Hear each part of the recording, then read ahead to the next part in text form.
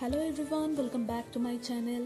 আমার চ্যানেলে নতুন থাকলে চ্যানেলটি সাবস্ক্রাইব করতে ভুলবেন না এবং ভিডিওটি ভালো লাগলে ভিডিও শেষে লাইকটা অবশ্যই করে দেবেন। শুরু করলাম একটা নতুন দিন। স্নান টান সেরে ব্রেকফাস্ট করে আমি আমার পুজো সেরে রুমে এলাম এই সেন্টেড ক্যান্ডেল জ্বালাতে। আজকে একটু কাজ আছে বাইরে, তো একটু পরে আমরা বেরোবো, খানিকক্ষণের জন্যই বেরোবো, তারপরে আবার বাড়িতে চলে আসবো। মন মেজাজ খুব একটা ভালো নেই, কারণ আমরা সবাই জানি বেঙ্গলে এখন যা অবস্থা চলছে, শুধু বেঙ্গলেই নয় গোটা ভারতবর্ষেরই অবস্থা একই। তো এই মেয়েদের সেফটি, বিভিন্ন ধরনের প্রবলেম নিয়ে যা চলছে, মন মেজাজ সেই কারণে একেবারেই ভালো নেই। সারাদিনের কাজের মধ্যে ব্যস্ত থাকলেও ব্যাক অফ দ্য মাইন্ডে চলতেই থাকে যে কি হলো, কেউ ধরা পড়লো কিনা, বারবার খবর রাখি। তো তারপরে আমরা বেরিয়েছিলাম একটু কাজ শেষে একটুখানি রিফ্রেশমেন্টের জন্য একটা ড্রিঙ্কস আর একটা কিছু খাবো ভাবলাম, কারণ হালকা খিদে পাচ্ছিল, অনেকক্ষণ হয়ে গেছিলো বেরিয়েছি। আমরা তিনজনেই বেরিয়েছিলাম, তো বাড়ির সামনে, বেশি দূরে নয়। তারপরে কাজ শেষে আমরা এই ক্যাফেটাতে গিয়েছিলাম, একটু ও নিল হচ্ছে ফ্রেশ লাইম সোডা আর আমি একটা প্যাটিস নিলাম, আমার হালকা খিদে লাগছিল বলে। তো ড্রিঙ্কসটাও খুব ভালো ছিল আর প্যাটিসটাও খুব ফ্রেশ ছিল, আর ক্যাফেটাও বেশ কিউট, সুন্দর, হালকা ভিড়ও ছিল। এরপর বাড়ি ফিরে ছেলেকে স্নান টান করিয়ে খাইয়ে নিজেও খেতে বসলাম। আজকে দুপুরে বানিয়েছিলাম ডিমের ঝোল আর ভাত, একেবারেই সাদামাটা, কোনো রকম স্পেশাল কিছু না, কারণ আমি একাই খাই, একার জন্য রান্না করতে ইচ্ছা করে না। তো স্নান টান করে খেয়ে দিয়ে আমি ঘুমিয়ে পড়েছিলাম ছেলেকে নিয়ে। তারপরে ঘুম থেকে উঠে বিকালে ওকে টিফিন দেবো, সেই কারণে কিচেনে এলাম। তো আজকে ওকে টিফিনে দেবো রোস্টেড সুজি, ঘি রোস্টেড আর কি।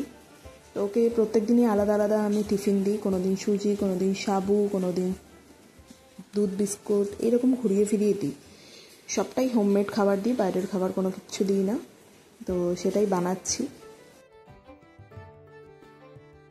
ওর যেহেতু 1 বছর হয়নি, ওর খাবারে আমি নুন চিনি ব্যবহার করি না, যেহেতু ডাক্তার এখন মানা করেছে 1 বছর পর থেকেই আমি নুন চিনি ওর খাবারে ব্যবহার করব। এখন একেবারে প্লেন জলে এই সেদ্ধ করা সুজি ওকে আমি খাওয়াবো। আর নিজের জন্যে আমি বানাচ্ছি একটু চা, এই সময়টা একটু চায়ের মন করে, রিফ্রেশমেন্টের জন্য জাস্ট চা বানাবো আর একটু বিস্কিট খেয়ে নেবো, বাস। তো এরকম পাতলা করেই আমি ওকে সুজি দিই, যাতে ওর খেতেও সুবিধা হয় আর হজমও হয় তাড়াতাড়ি, বেশি ঘন করে দিই না। আর আমি এই যে আমার নিজের জন্য চা বসাচ্ছি, চা খাই আমি র চা এবং চিনি ছাড়া। প্রায় 6 থেকে 7 বছর হয়ে গেছে আমি এখন চিনি খাই না কোনো কিছুতেই।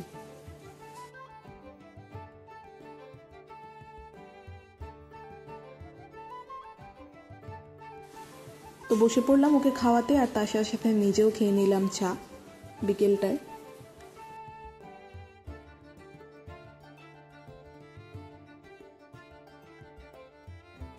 এরপর আমি ওকে রেডি করে নিয়ে চলে গেলাম সমুদ্রের ধারে। বিকেল হয়ে গেছে এবং আমার হাজব্যান্ড এখনও অফিস থেকে আসেনি, আর বিকেল হলে আমি ওকে সবসময় বাইরে নিয়ে যাই। এখন যেহেতু বৃষ্টি পড়ছে না, আকাশ মেঘলা হয়ে আছে, কখন আবার হুট করে নামে ঠিক নেই, তার আগেই ভাবলাম একটু আমি একাই ঘুরিয়ে নিয়ে আসি। আর যেহেতু বাড়ির সামনে, খুব একটা সমস্যা হয় না, ওকে স্ট্রোলারে বসিয়ে রাস্তার এক ধার দিয়ে আস্তে আস্তে আমি ওকে নিয়ে গেলাম। এই যে সমুদ্রের ধারে দেখুন কি সুন্দর লাগছে দেখতে, আকাশ মেঘ করে আছে পুরো, আর সেই সুন্দর লাগছে আজকে দেখতে। আর এই সময় ট্রলারগুলো ঢোকে, আগের দিন ভিডিওতে আমি বলেছিলাম বিকেলবেলা মাছের ট্রলারগুলো আসে, সেই কারণে হচ্ছে গিয়ে লোকাল লোকেরাও ভিড় জমাচ্ছে, মাছ কিনতে আসছে হয়তো অনেকে। তো আজকে আমরাও ভাবছিলাম যে অল্প কিছু মাছ কিনে নিয়ে যাব, সামুদ্রিক মাছ কিছু, চিংড়ি ছাড়া, কারণ আমার হাজব্যান্ডের কি খুব ইচ্ছা করছিল ওর ম্যাকরেল ফ্রাই খেতে। তো আমি বললাম ঠিক আছে, তুমি এখানে এসো, ওই দেখুন দূরে ট্রলার এসে গেছে, ভিড় করেছে।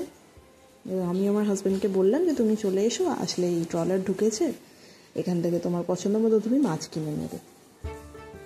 প্রত্যেকটা লোক এসছে এখানে, এমনকি রেস্টুরেন্টেরও কিছু ওনার্স লোকরাও আসে মাছ নিয়ে যাওয়ার কারণে, প্রচুর মাছ নিয়ে যায় সবাই এখান থেকে কিনে কিনে। বাজার তো আছেই আলাদা, তাছাড়া সবাই এখান থেকে মাছ কেনে। আর যেহেতু এখানে কম দামেও দেয় অনেকটা, তো লোকাল লোকেরা এখান থেকেই দেখলাম যে মাছ কিনে নিয়ে যায় প্রত্যেক দিন।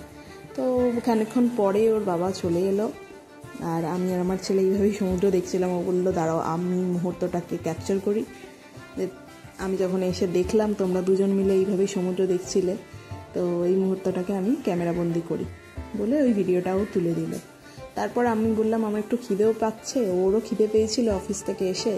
আমরা গিয়েছিলাম কোলবা বিচের ধারে, সেইখানে উডুপি আছে, উডুপিতে গিয়ে আমি নিলাম ধোসা, ও নিল মশালা ধোসা আর আমি নিয়েছিলাম মশালা ডোসা।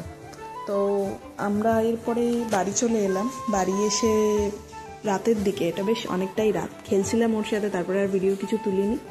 বাড়ি এসে বলে আজকে তো ধোসা খেয়ে ফেলেছি, আর কিছু খাবো না। তো সমুদ্রের ধার থেকে যে মাছ কিনেছিলাম, এই ম্যাকরেল, 4টে ম্যাকরেল কিনেছিলাম, কারণ আমি প্রথমবার ট্রাই করছি তো বেশি নেওয়ার সাহস পাইনি।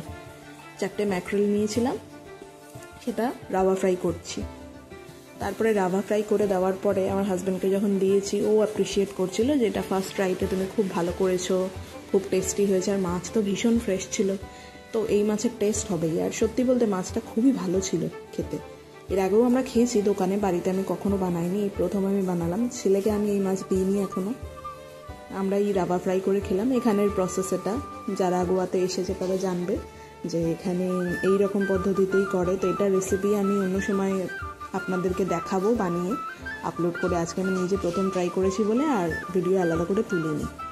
এটাকে বলা হয় বাংলা রাভা ফ্রাই গোয়ান ল্যাঙ্গুয়েজে, আর তাছাড়া ম্যাকরেল ফ্রাইও বলে, ম্যাকরেল রাভা ফ্রাই। ভীষণ টেস্টি এবং ফ্রেশ সি ফিশ।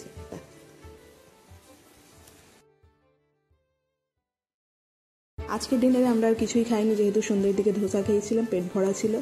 তারপরে কিচেন ক্লিন করে নিলাম ভালো করে, আর ওয়াশিং মেশিনে কিছু জামা কাপড় ছিল কাচার, সেগুলো কাচে দিয়ে ফেলেছিলাম। কাচা হয়ে যাওয়ার পরে আমি ছেলেকে খাইয়ে দাইয়ে রুমের মধ্যে পাঠিয়ে দিয়েছি ওর ড্যাডির সাথে, ও এখন খেলছে। আর আমি এইদিকে ভেজা জামা কাপড়গুলো মেলে দিলাম, শুকিয়ে যাবে সকালবেলাতে। আর আজকের দিনটা এভাবেই এন্ড করলাম আর কি, আর এই ভিডিওটাও আজকে এখানেই এন্ড করছি। তো দেখা হবে নতুন কোনো ভিডিওতে আগামীকাল। ভালো লাগলে একটা লাইক অবশ্যই করে দেবেন এবং সাপোর্ট করবেন সাবস্ক্রাইব করে। তো bye, take care and good night বন্ধুরা।